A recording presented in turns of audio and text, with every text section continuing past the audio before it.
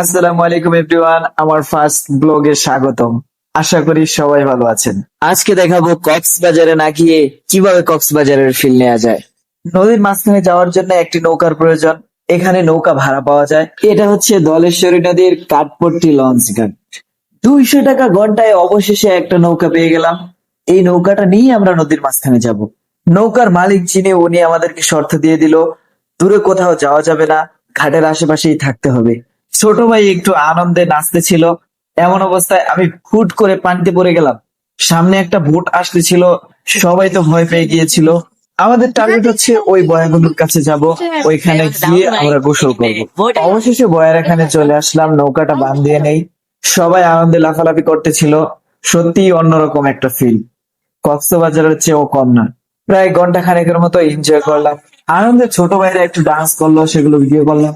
Wow, কত বড় জাহাজ একদম আমাদের পাশ দিয়ে যাইতেছে। নৌকা দিয়ে দেওয়ার পালা। সবাই ভালো থাকবেন। অসংখ্য অসংখ্য ধন্যবাদ ফুল ভিডিওটা যে দেখেছেন। আল্লাহ হাফেজ, টেক কেয়ার।